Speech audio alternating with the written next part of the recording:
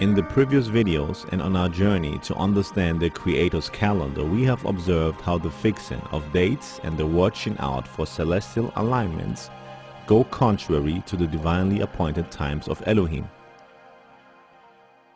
However, we do know that the year is to begin with a month which marks a period, and Yahweh makes it known that this is the month of Abib.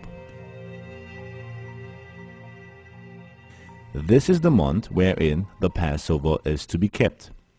The Holy Word does not record a conjunction or presetting of events, but uses the specific term Abib.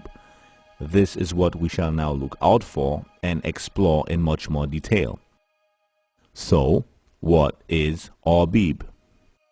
It was at the seventh plague in the land of Egypt that scripture records that the barley was smitten because it was Abib. The hail destroyed this crop because it was in a brittle stage, which means it was in a ripened state. At the 10th plague, the Passover was instituted by Elohim. This was in the month of Abib, and this month is to begin the biblical year. Now, the months are ordinarily begun with the sighting of a new moon, and a year will normally consist of 12 months. But the new moon and something referred to as Abib now marks the month that begins the year. First, how do we know that new moons indeed begin the months? From scriptures. For example, Psalm 104. He made the moon to mark the seasons, the sun knows its time for setting. And Psalm 81. Blow the trumpet at the new moon, at the full moon on our feast day. We can comfortably now begin to gather our information. It was in the new moon month called Abib that the first Passover on earth was held when Israel left Egypt, and that which begins the year. What is Abib? This is the term and the Hebrew root word used in that verse, Abib. It is a condition most exclusively related to the barley crop, which will be the first in the year to grow in the regions of Israel. The King James Version translates Abib to mean in the ear or green ears of corn. This is wrong. The crop being Abib does not necessarily mean color. However, if barley is in this stage, it is useless for the harvest. It still contains too much moisture and cannot be ground into flour. When barley is Abib, it is in a specific state of maturity that will enable a harvest in the upcoming 14 to 21 days, hence 2 to 3 weeks, at which point it will have dried enough with the grains, then being hard and making a pounding into crushed flour possible. Thus, the first month has been named by the Creator after a development level of the barley crop. There can be no mistake. Equinoxes are never once mentioned. Remember, if we get the first holy feast date wrong, all upcoming feasts in the year will be invalid. We have to diligently mark out the proper day. These are the appointed feasts of the Lord, which you shall proclaim as times of holy convocation, for presenting to the Lord food offerings, burnt offerings, and grain offerings, sacrifices and drink offerings, each on its proper day.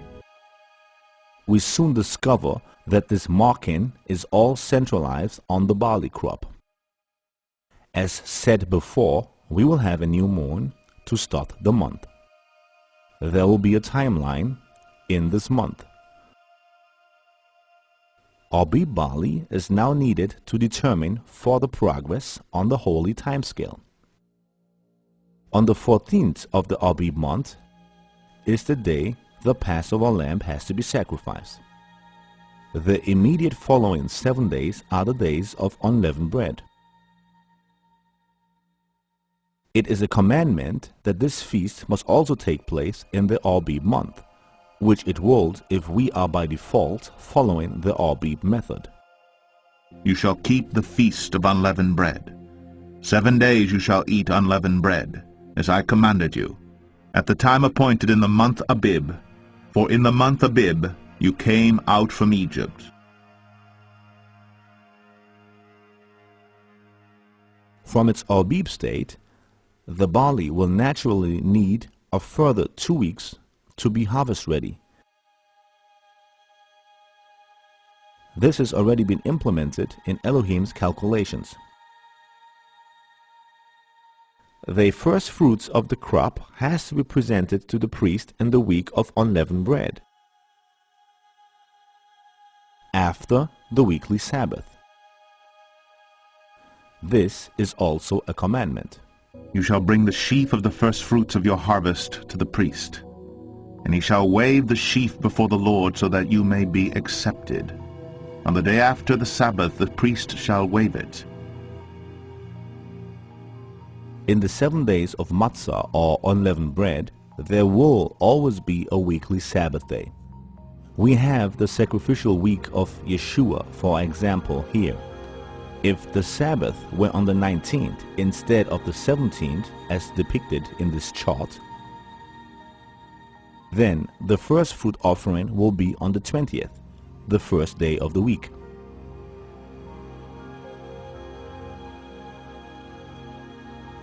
Now, the first fruits also mean that the harvest is to start. Israel may not eat of the crop until the Bikurim, or the first fruits offering, has been presented before the priest. At the first fruits, the harvest begins. The barley has now moved from being Abib to being harvestable. This is also a requirement. You shall count 7 weeks. Begin to count the 7 weeks from the time the sickle is first put to the standing grain. From the Bikurim, we now number the 7th Sabbath to count down to Shavuot, which is Pentecost, the Feast of Weeks. Then you shall keep the Feast of Weeks to the Lord your God with the tribute of a freewill offering from your hand, which you shall give as the Lord your God blesses you. Without the barley being in the Abib state, there is no possible way of determining these set times. We repeat, we need the barley development and not the equinox.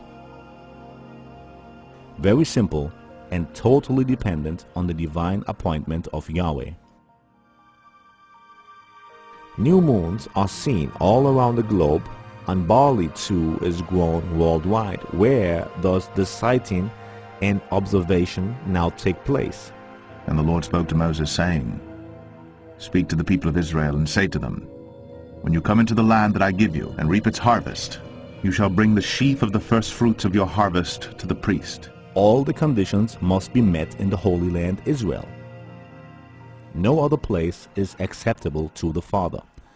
Our salvation is tied into Israel. So we will briefly summarize. Abib shall be the beginning of months. It is when Israel left Egypt. Matzah is to be eaten in the month of Abib. The first fruits are brought in the month of Abib. The Passover has to be kept in the month of Abib. The harvest is to begin in the month of Abib. All is dependent on the Abib stage of the barley. But wasn't the barley already Abib at the 7th plague in Egypt? Yet Israel left at the 10th plague. Was this not too late? Remember in Leviticus 23, the 10th verse, we know that the right conditions are met in Israel to begin the month and feast. It was the Almighty, the Creator Himself, who knew of these conditions and instituted these first feasts for Israel. When the barley is Abib and the new moon is sighted in Israel, then may we begin with the celebration of the Father's holy feasts.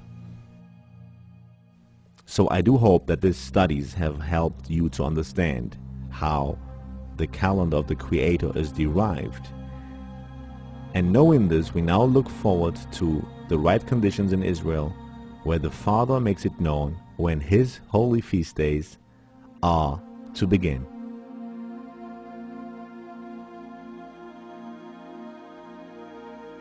Shalom to you, my friend, in Yeshua's name.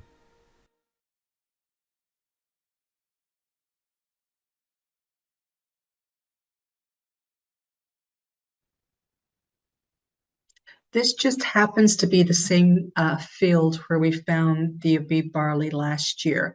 If you look, can you pause it? Go back just a smidgen.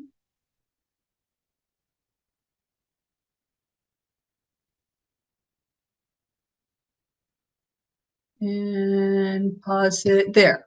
So the white stripes last year was all wild barley. All of that up there. And right about where I'm sitting, that little blue person right there is, and then towards the road is where the Omer was taken last year. I had been saying since the first time I went out, when I saw, I was sitting where I'm sitting, I could tell there was barley there, but there was nothing else, nothing else. And I had already said, if we had that field this year, we'd have an Omer early. But there was nothing but brown dirt at that time. So what was planted was from me to the far end, and it stayed pretty much naked the whole time. And we had this little bit where I'm sitting. And then after that last storm we had, Randy and I had been out looking at other locations, and we came back by there, and I could see that the field then behind me, if you want to let it fly, we'll show them what we're talking about. The section behind, as it turns here, I think it turns.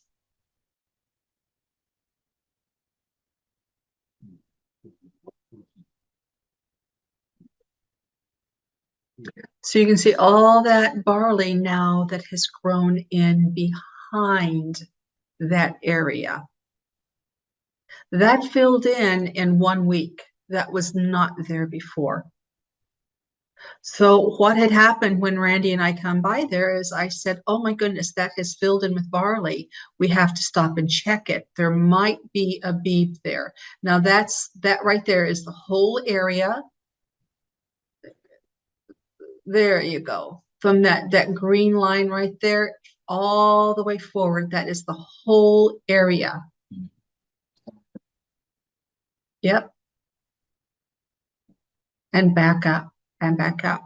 So we got out of the car and we went over there, and sure enough, that same area on this property was much further advanced than the rest of it.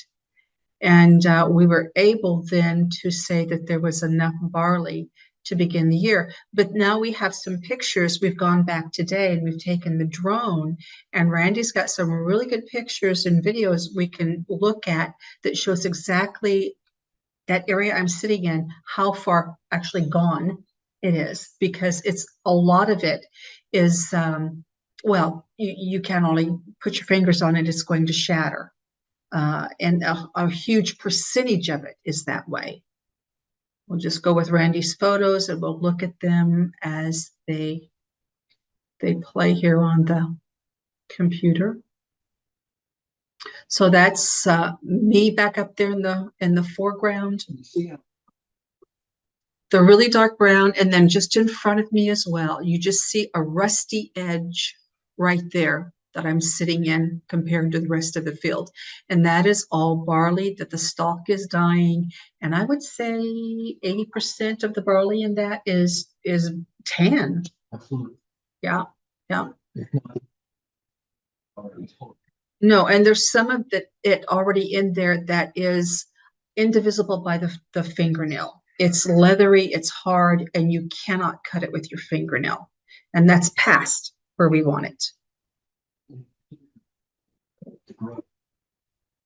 That was already mature. It's had some higher stuff. I don't know if it just popped up and come out of the seed. It was taller, but still, you took the grains that were even inside of it, letting down, or half the height of the others. You're grabbing the same seed as you're opening them up, doing your dose. They're all there. They're all there. They're all there. Right. And what Randy's talking about is the first flush. I've explained this a lot of times. After 2 days of soaking rain, the grains are born, And this year, as it happened, after those grains were born, we didn't get a rain for a long time after that. So those grains began to mature very rapidly. Then we had the big storm, and the green that you see has come up since then. In some sections of the field, the first flush is buried in the taller second flush. But Elohim has reserved an area of that field where the new growth has not superseded the original flush. And that's right there where I'm sitting. I'm going to show them with the area right there where I'm sitting in front. And then also to the left towards the road, there's plenty of that first flush of barley that should be harvested by now. All this time, you're actually sitting right there on the line. This is where to the left of that area. Right. Mm-hmm.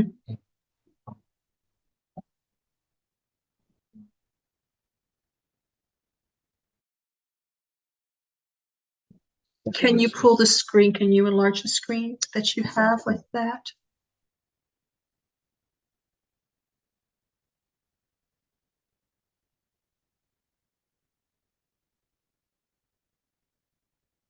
That's all behind. That's all the newer stuff.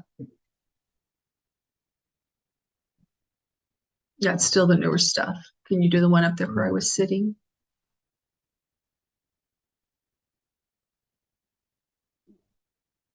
Oh, look at that. See, okay, there you go. Now you can really see, if you can zoom in on some of that in front of me, you can really see how dark those kernels are getting to be in there.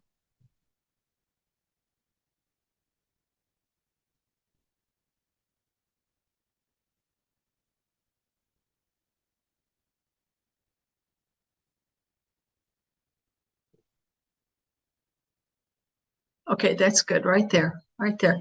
To show them how that tan area is not really dirt. That's barley. It's just, I don't know how it's standing there. I don't know how it's standing there, but it's standing there. And we want them.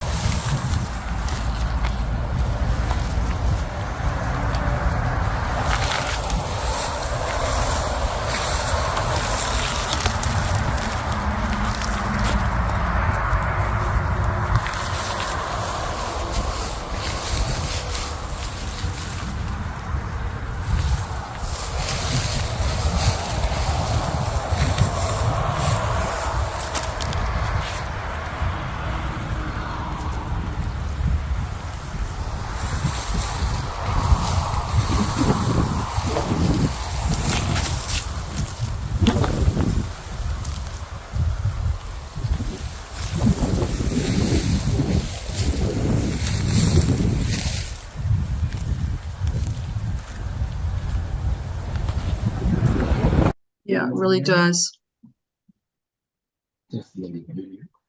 Yeah. Okay, guys, that's really what we had to show you, that the barley is beginning to shatter. Some of that's beginning to shatter, probably about 5%. That number is going to increase because the ones that we had, our plan was to use that slow-mo, and when Randy flipped it to put some sound effects with it, and we couldn't get the slow-mo to work. A cymbal clash. Something. We were going to play with it, but we couldn't get the slow-mo to coordinate with my with me and Randy on my phone with me and Randy. But it's enough that there's enough out there that's not shattered, but you could flip and it would shatter, that it's really, really, really going to go fast. It's really going to go fast. Hey, Joe. Yeah. Yeah. So today is Tuesday, no, Wednesday. Today's Wednesday. Yeah. You got Thursday, Friday, Saturday, Sunday. You got 4 more days. What's the weather for the next 4 days? I have to look. I think it's going to be up to 85 some days. So it says Thursday was 69, Friday 75, Saturday's 81, Sunday is 82. So, okay, so looking at this picture in front of you, the field that we were in last year was about, I don't know, 50 feet in front of you, in between Yeah. you and Randy, where Randy's standing there. Actually, I'm on the margin of that, Joe. Actually, that was a little bit was part of that field last year. Yeah. What's in the field in front of you there? What have they got there? What crop is that? Nothing. They plowed it under. I had thought they had planted something, but I don't think they did. What they're growing, what's growing right there is arugula that's in bloom, and the rest of it still looks like grass. It's a second blush that came with the storm, and I don't know if that will ever make a head or not. So where you're sitting is wild. Yeah. And where the brown is right around you on your left, right, and front wild. Mm-hmm. is wild, and that's already shattering. And behind you is the green, which is still in the dough stage. There was everything. We saw, are you the host or am I? No, it's okay. Just show them the side by the trees. The side by the trees, that darker green strip by the dead trees, all of that was coming out of the boot and flowering. And then as you move towards from there towards the center of that area behind me, there was some with like milk and soft dough, and it was a real mixed bag. And then there was the other stuff down below it, below the new growth that was ready to shatter. Okay, so when Boaz and Ruth went out to harvest the barley, they did it for 7 weeks, right? They were harvesting. The harvest season is for 7 weeks. Oh, I don't know how long. Yeah, go ahead. Yeah, did Boaz own 1,000 fields to keep going for 7 weeks, or did he own 1 or 2 or 4 fields? Well, it said he owned a shared field. He had a shared field with another guy. But they kept going back into the same fields over those 7 weeks. Absolutely. Right? So Absolutely. where you're sitting there now could be harvested on Wave Sheaf Day in 4 days' time. Then the week after that, you can come back and harvest some more of this in the other area. And the week after that, the stuff along the fence. Is that what I'm hearing you say? What you're hearing me say is if you plant tomatoes, they're not already on the first day. You have to go back and keep picking them as they get ripe. And the same is true of the barley. Precisely. Thank you. Say that again, because a lot of people expect it all to be ready on day one. No. So we have to have, sorry. No, go ahead. Do we have to have every field in Israel ripe by Wave Sheaf Day? No, we don't. There is one Omer, the Omer, capital T, capital O, who is Yeshua. And that's what we start the year with. It was the scriptures plainly show us that let's for sake of argument, because there's other groups that don't believe in Yeshua, let's leave Yeshua out. Just let's talk about the barley. Is all the fields in every part of Israel, do they have to be ripe today?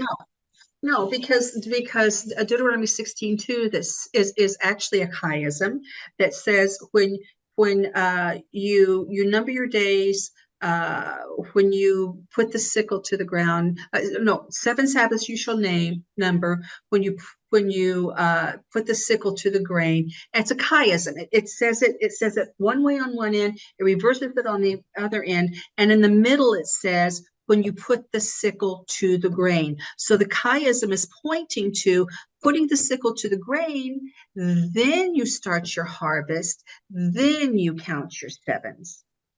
Okay, so we've all been part of the Karaite group where we first learned and came to understand this. And I greatly appreciate them, and I thank them so much for educating me and showing me so much about the Bible that I never knew before.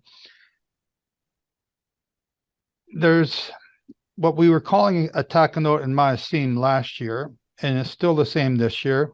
There were certain groups last year that wanted to call not just an Adar Bet, but an Adar Gimel. Yes. Because they had no barley in the area where they were looking, and the barley was still in the boot where they were looking last year. Right. Is that thinking that you have to have barley everywhere? Is it is there any scriptures to back that up? There's not. There's not. In fact, when you go to Chronicles and it talks about Hezekiah, when he rededicated the temple, it says when they rededicated the temple and they started bringing in the heaps, they used the word heaps, but behind that is the word omer. It says when they rededicated the temple and they began to lay the foundation of the temple with the heaps, it says they started in the fourth month, and I think they went to the seventh month, Joe. It says that in the scripture. And when you open up this word heaps in King James, it's literally talking about an omer quantity. I think Okay. it says in Chronicles 29 or 30. But that if they're doing that in the fourth to the seventh month, there was an omer quantity of wheat, not barley. No, right? because it started, they were doing the rededication. They had missed the first month because the temple was not clean. They kept a second month Passover. And that's when they started bringing in the grains, and it was all of the grains. And they went through, in other words, they kept laying those omers, they kept bringing them. Chronicles 31, Second Chronicles 31. Okay, give me King James. All right. Moreover, he commanded that the people that dwelt in Jerusalem to give portions to priests and Levites, that they might be encouraged the law of the Lord. And as soon as the command came abroad, the children of Israel brought in the abundance of the first fruits of corn, barley, and wheat. Okay. And the third month, they began to lay the foundation of the heaps, the omers, and finished them in the seventh month. Okay. Okay. So they began in the third month. The third month, they had done the Passover as a second month because they were not all the way finished with cleansing of the temple. I believe, if I remember correctly, they didn't finish the porch until the 16th day. So they kept a second month Passover. Now we're already looking at the third month, and they're beginning to lay the foundation of the temple of heaps, and they finished it in the third month. And when Hezekiah saw the princes came and saw the heaps, they blessed the Lord and his people. And Hezekiah questioned the priests and the Levites concerning the heaps. And the chief priests answered and say, the people begin to bring the offerings into the house of the Lord, and we have enough to eat and have plenty left, for the Lord hath blessed this people, and that which is left is this great store. Okay. Another question. Mm-hmm. It has to do with the authority to go and search for the barley. Some people say because you're a woman, you don't count. Because Randy doesn't live in Israel, he doesn't count. He's not Jewish. Who is a reliable witness? Anybody with a good character. Anybody with a good character. Okay, so you want to? I mean, can I talk about Yeshua? Can we talk about that, or that's not that we can't? We only have to talk about the first covenant writings. Well, you used Deborah before as a witness. I think it was Deborah. Deborah was a judge of Israel. Yeah. So Okay. what I'm trying to do is to dispel this notion that because you're a woman, you don't count. Well, Deborah judged Israel. She judged Israel by the law. She sat under a date tree. She was a married woman, and she judged Israel just like the male judges by the written Torah. Yeah. Okay. Okay. And when Yeshua raised from the dead, the first person he called as a witness, he said, Martha, go tell my disciples and Peter, I am risen. And Joe, what day did Mashiach raise? Wave sheaf. Wave sheaf